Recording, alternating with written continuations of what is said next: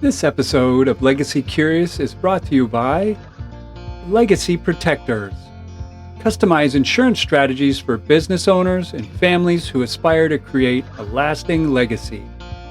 Hello there, and welcome to Legacy Curious, the show where we explore what it really means to protect, grow, and pass on everything you've worked so hard to build.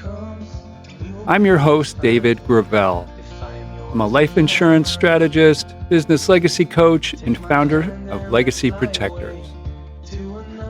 Each episode, I sit down with the bold thinkers, entrepreneurs, and everyday visionaries who are turning their values into lasting impact in business, in life, and across generations. Today's guest is Chris Pierce. Chris is the founder of Ignited 180, a digital consultancy dedicated to transforming business operations through custom automations, optimized CRMs, and high-converting websites. With a unique talent for turning complexity into clarity, he empowers business owners to leverage AI and cutting-edge technology, freeing them to focus on what truly matters. Chris is passionate about helping leaders design businesses that run smoother, scale faster, and achieve their full potential. Outside of his work, he's driven by meaningful connections, constantly exploring new adventures with his wife Hanna, and occasionally geeking out on van life. He believes in the playful pursuit of freedom and consistently expanding his comfort zone for personal growth.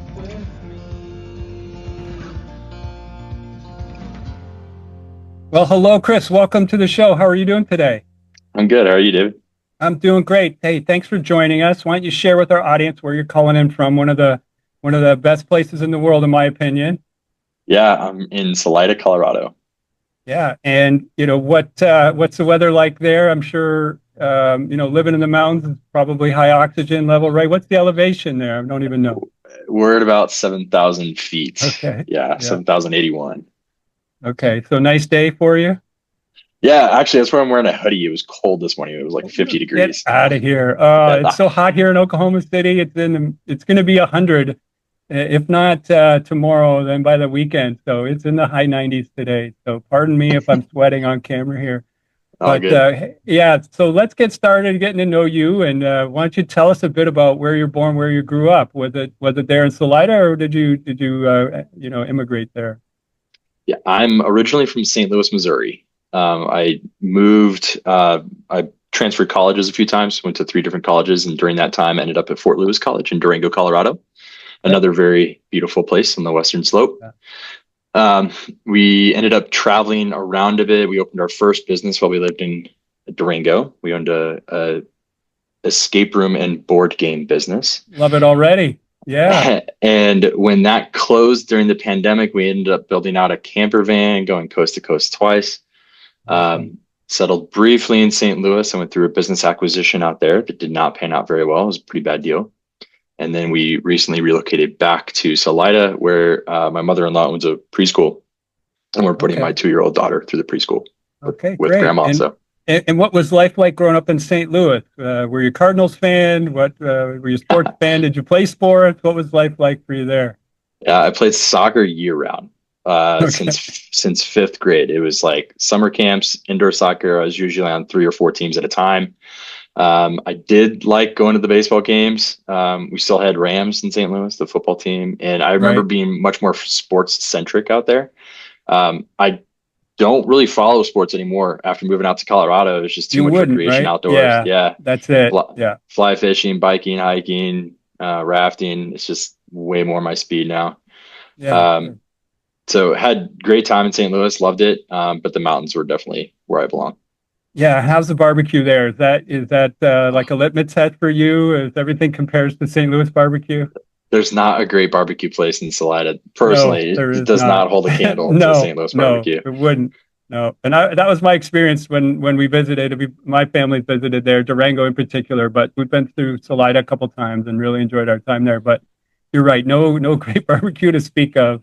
And it wasn't missed, frankly, but at the same time, when you come from St. Louis, I'm sure you have high standards for that. And yes.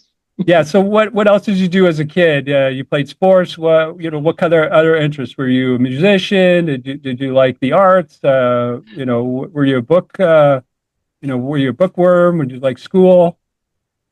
So I there was a handful of things. I studied classical guitar for about 6 years. Oh, But I was also an athlete, right? I yeah. not only just an athlete, it's not just I played soccer. I was like starting on varsity at a 5A school as a freshman, or just played a lot of sports, and studying classical guitar was like polar opposite of that.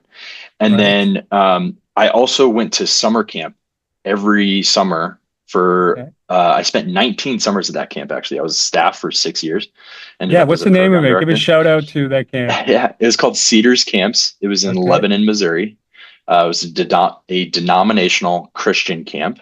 And we when I was a director there, I would teach kids how to water ski, how to wakeboard. We would take them on canoe trips, high ropes courses, caving, teach Right. them about leadership. It was incredible. So Yeah. Sounds um, like fun. through that whole time, I also ended up finishing school with a mathematics degree. I was going to be a teacher, so I love to teach and transform, and I also love to learn in that same vein. I absolutely love learning, and that's played heavily into my three core values as a human, which to me is the lens that I now view all my business decisions through. It has to align with those core values in some capacity for me to be engaged and to love what I'm doing. Yeah. So maybe speak a bit to that. Was that family that introduced you to that, or was that a discovery in your life journey that you just realized, you know what, this is who I want to be and who I am and aspire to be? It was through coaching while the business acquisition that I acquired while in St. Louis started to turn south, and things Okay. started not to pan out with that business. So through that coaching, a huge part of the friction that I felt, I feel, and this is what I learned in the coaching, at least a belief that I have now, is that a lot of entrepreneurs end up getting stuck because you've set goals before you've defined your values or your vision.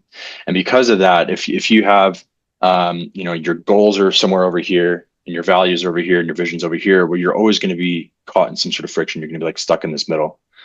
And in order to truly align everything, it really is setting alignment. So you set your values first, what is important to you, and then setting the vision where you want to be, what that looks like in as best detail as you can, and then aligning your goals between where you currently value and your vision.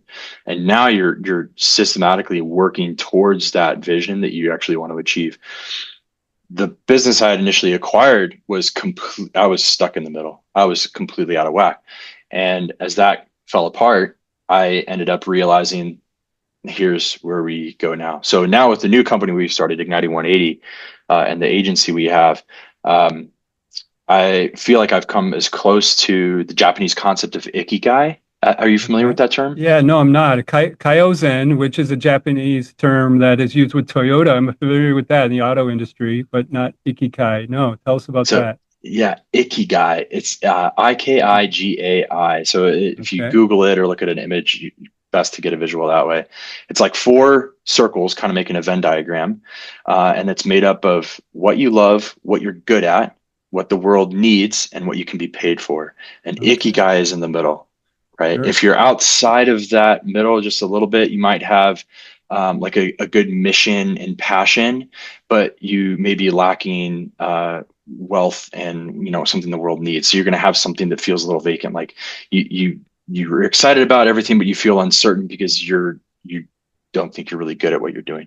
Ikigai blends all four of those in the middle. So I've gone through that and I've filtered this lens through the business decisions. And at this point, it was only in the last month or so I realized I've gotten close to ikigai because I'm not being paid to do something I love to do for people, Right. and it's completely in alignment with my values, Yeah. and it's absolutely fantastic. So it took a lot of coaching and deep work to get to that point to realize this is something that feels completely right for me. Well, I'm going to investigate that because it feels like I found it just by happenstance. After again, some of the trials and errors in the businesses that I've started and the things that I've tried to kind of realize make something out of nothing, which is why I love entrepreneurs so much. We're so bold. And so I'm going to investigate that. I'll probably put a link in the chat in your description, and maybe we'll put some images at the end of this video as well, so that people can just become a little more familiar with that and maybe apply that to their own lives. So, so that brings us to the discussion about your business, Chris. What, why don't you describe what it does, and who are the people that you serve? Why don't we start with that? Sure. So Ignited 180 is our company. We build websites, CRMs, and automations for companies and businesses that allow you to grow your profits. So we make sure we implement systems that work so that it's a complete lead capture from the beginning and the branding and the feel of your website to how your leads come in to that funnel and how you converse with them, as well as trying to reduce as many manual tasks as possible as you scale and as you build. Okay. And typically, what does a good client look like for you? Who are the people that are best served by what you're doing? Yeah, we work. I have a few coaches that I work with right now. Okay. We've helped out some anybody that has like a big network, so like real estate agents or people that are maybe building a short-term rental portfolio, investors who may need to meet with other people and manage partners and be able to categorize the types of people that you're talking with. It's a great opportunity for that. So we built a really effective system for a very good friend of mine who's built an Airbnb property management company down in Austin, Texas. Okay. Okay. And it's been absolutely awesome to continue to work with them, help them through the process, think, this is what you're trying to do. This is the feel that you're trying to get within your website. Okay, let's think about the flow and the customer experience through that as well, so that people love working with you and want to continue to work with you. Okay, great. So we're going to have all your contact information in the description, but talk to us about how people would get started. What's the the first stage is like? What's that discovery meeting like? How do people kind of work with you in the early stages? Yeah, what I feel really sets us apart is the discovery call and understanding. So I've mentioned my values briefly, but I'll define them here. So the three that I care about and that are truly my core values and things that I have to align to are empowered exploration, or learning and understanding and play, meaningful connection with people and developing authentic relationships, and then transformational development or impact, typically in the form of teaching for me. And so being able to be a good teacher, you have to understand where people are at in the first place. And that's where that discovery call is so important to me, to really understand. I like to understand your business. If everything's working out, where you feel friction, where you feel pain, and try to understand what might be causing that. And as soon as I start to pick up on a solution that we've implemented for other clients or something that I think can help, we're going to start working in that direction to apply that. From there, if it's something, it's like a clear pain, like, oh, my website's really bad, that's very easy. But if it's something like, I really don't like the flow and the amount of labor it takes my virtual assistant to be able to work this list, how can we figure out a way to like try to automate or even implement some sort of AI solution that will help work these lists a little bit better? That's where we can really shine for you. Okay, great. So, you've given our audience some advice on, how to evaluate their, and I'm going to say the word wrong again. I'm sorry. What is it? No. Ikigai. Ikigai. Yeah. How to use that Ikigai. I think that's a useful tool. Like I said, I'm going to explore that. What other advice might you give to, business owners that are, not only starting, so, lots of startups probably are getting advice, but maybe been running for a while and are still trying to determine what's next for them. Do you have different advice for those people, or is it kind of similar? Oh, I love that. So it's a great question. One of my favorite tools to use when I'm wondering like what's next is to question my beliefs. And there's a acronym and a tool I like to use called BARS. And if you think, I'll have to draw this up to you and send it to you after the show, because it's a great visual. We'll put it up right now. It'll be on the video right now. It's fantastic. So just pretend that it's there. Okay. Yeah. So BAR stands for your beliefs, your actions, your results, and then the stories, and specifically the stories you tell yourself, right? Okay. So beliefs and stories are internal. That's what you feel and what you tell yourself. And then your actions and your results are external. And then similarly, there are extrinsic and intrinsic. So your actions are extrinsic, your results are intrinsic. The beliefs you have are extrinsic. The stories are intrinsic. Okay. You can so if you think about like where you go through your life, any kind of beliefs that we may have, I'm bad at sales, something like that, right? If people feel they're bad at sales, I hear that with business Yeah. owners all the time. I don't Yeah. like sales. I just want to deliver my bakery goods. Right. Well, that belief is preventing you from taking actions that are going to give you results to give you more sales. And then the results you receive because you didn't take action are poor. So the stories you tell yourself are, I'm not good at sales. And then you believe, I'm not good at sales. All you have to do is change your inputs to your story, to your beliefs or your actions, and you can change the results and therefore the stories that you tell yourself. It's a very simple way to do that. So what sort of preconceived beliefs do you have about yourself that are keeping you stuck?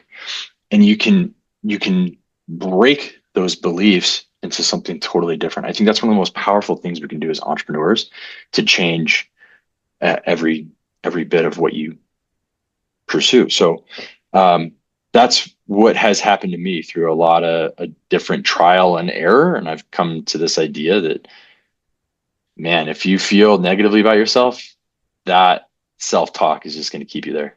It's another realization I've had recently as well, that mindset shift. Not only for myself, if I consciously had to do it, but I've seen it in others where I recognize that when I'm saying that, I'm like, you can't say that. Just by saying that, you're perpetuating that into the future. You've got to convince yourself that you can get better at what it is you feel, you're not succeeding at.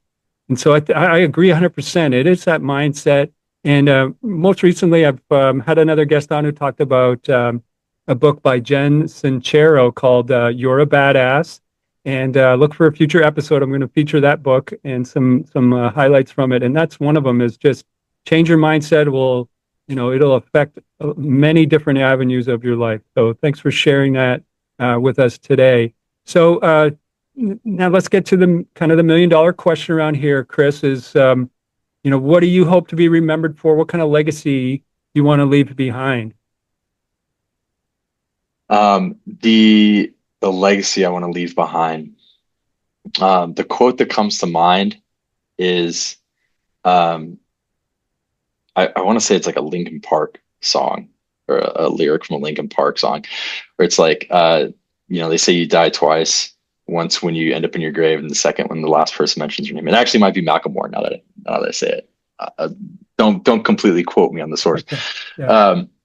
And that's absolutely what I would love to do. So when I think about those values and what impact I want to leave, obviously I want to leave generational wealth for my daughter. That's very, very important. But additionally, I want to leave in some capacity something that enhances those core values of mine for people in the future. So a project that I've been working on spinning up, and we put on the back burner when we moved and closed on the last business, was a nonprofit that will help build playgrounds for places around the US. Yeah. Additionally, as far as impact and what I like to leave, I love to invest back into other entrepreneurs. I think being an entrepreneur in the US is, in my opinion, one of the most patriotic things you can do, probably second to serving in the military or the Peace Corps or something. Right. I think it's the absolute backbone of the American economy, and it's incredibly important for entrepreneurs to take risk and to put themselves out there and to grow. And so anything I can do to help foster that mindset in future generations, to me, is incredibly important.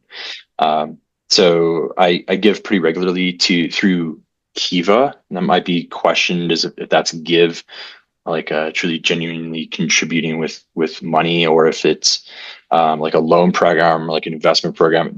If you're using that as an investment vehicle, you don't understand investing. The returns are not something to write home about. But what it does do is it teaches young entrepreneurs the value of borrowing, of crowd borrowing, sourcing what they need to, paying that back growing an idea, working an idea. And to me, that's incredibly important and falls very well into my genuine contribution category. Okay, great. Well, thank you. Thank you for that. And we look forward to having you back on and talking about, your nonprofit in the future, if that gets going here in the near term. And we'll encourage you to do that. We always Please. Appreciate our entrepreneurs getting involved in the community. We know they're job creators, and again, they like you said, I hadn't thought of it through the lens of being patriotic, but it makes sense now to me. So thanks for kind of allowing me to reconsider more value that I already have for entrepreneurs. But that is a great way to express how important they are, because it provides not only community service and jobs, but also, it builds that, kind of American spirit, right? When you see others doing it, it kind of inspires others, I believe. So that's a great idea. Thank you. So thanks for coming on, Chris. Like I said, we'll look forward to having you on in the future. Any last words for our audience before I let you go? I would say definitely take the time to do some deep work on yourself, understand your values, and think about that. To me, it's unbelievably important.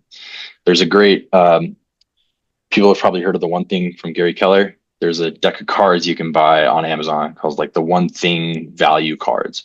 And it's great to start as like a filter of, these are the things I value, and you can find some exercises to work through those. But that's probably, to me, the single biggest thing is to figure out your values. And then as you use those values to decide what you're working for and what opportunities you look into, things become unbelievably clear, because you can say no to things that don't fit those values very easily. Yeah, good. Well, thanks again for that. And thanks for being our guest today. We'll look forward to seeing you in the future. Yeah, thank you, David. We got love that we'll never need to hide. Love will always rise above.